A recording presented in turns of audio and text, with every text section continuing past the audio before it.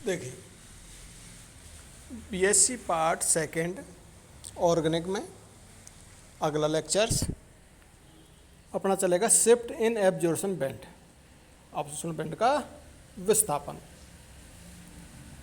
देखें, यौगिक में किसी परमाणु या समूह के प्रतिस्थापन या विलोपन के प्रभाव से अवशोषण बैंड में निम्न प्रकार के विस्थापन पाए जाते हैं। First, bathochromic shift. जब किसी यौगिक में कोई इलेक्ट्रॉन दाता समूह जैसे OH है, NH2 है, ETC प्रतिस्थापित हो या विलायक में परिवर्तन के फलस्वरूप अवशोषण बैंड लैम्ब्डा मैक्स उच्चतर तरंग दैर्ध्य की ओर विस्थापित हो तो उसे बैथोक्रमिक शिफ्ट कहते हैं। इस प्रभाव को बैथोक्रमिक इफेक्ट कहते हैं। इस प्रभाव में लैम्ब्डा मैक्स के मान में वृद्धि हो जाती है, अर्थात अवशोषण बैंड क्योंकि अवशोषण शीर्ष दृश्य प्रकाश के लाल रंग की ओर विस्थापित हो जाता है। इस कारण से रेड शिफ्ट भी कहते हैं। देखें अब नीचे प्रिडीन में एग्जाम्पल, प्रिडीन में अपन देख रहे हैं लैम्ब्डा मैक्स का मान 257 है, जबकि मेथिल प्रिडीन 2 मेथिल प्रिडीन में लैम्ब्डा मैक्स का मान 262 नैनोमीटर, मतलब वृद्धि हो गई। तो हेप्सोलन मैक्स 2750 है, प्रिडीन का 2 मेथिल प्रिडीन का 3560 है।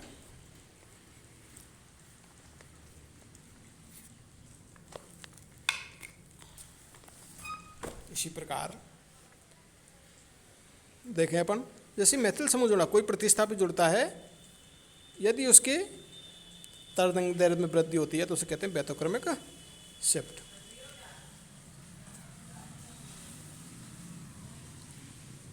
जो कि आपको डायग्राम से स्पष्ट है।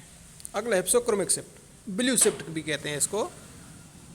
देखें, जब किसी यौगिक में कोई इलेक्ट्रॉन ग्राही समूह जैसे NO2 है, एसिटिल है, ETC प्रतिस्थापित हो या विलायक में परिवर्तन के फलस्वरूप अवशोषण बैंड निम्न तरंग दैर्ध्य की ओर विस्थापित हो जाता है तो उसे हाइपोक्रोमिक शिफ्ट कहते हैं।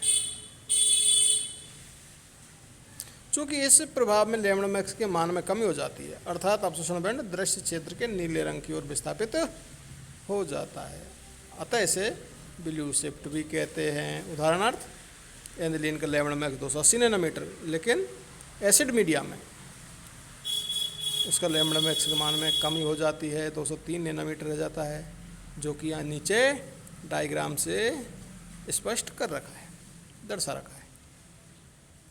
अगला देखें, हाइपरक्रोमिक शिफ्ट, या इसको यूँ कह दूँ हाइपरक्रोमिक इफेक्ट भी कह सकता हूँ।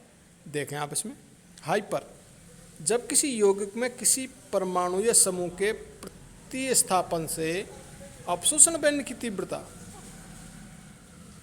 एप्सिलॉन मैक्स में वृद्धि हो जाती है तो इस इफेक्ट को हाइपरक्रोमिक इफेक्ट कहते हैं। देखें आप, कोई एग्जांपल ले लो, प्रिडीन में देखें आप कितना लैम्ब्डा मैक्स 257 नैनोमीटर, और मेथिल समूह जुड़ते ही कितना हो गया इसका 262 नैनोमीटर, लेकिन तरंग दैर्ध्य से कोई नहीं इसमें चाहिए अपन को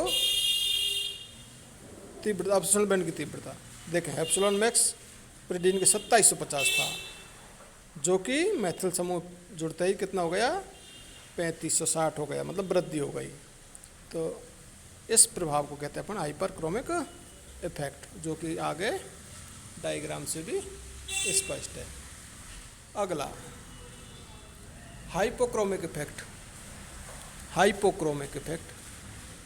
देखें, जब किसी यौगिक में किसी परमाणु या समूह के प्रतिस्थापन से अवशोषण बैंड की तीव्रता, मतलब एप्सिलॉन मैक्स में कमी हो जाती है तो इस इफेक्ट को हाइपरक्रोमिक इफेक्ट कहते हैं।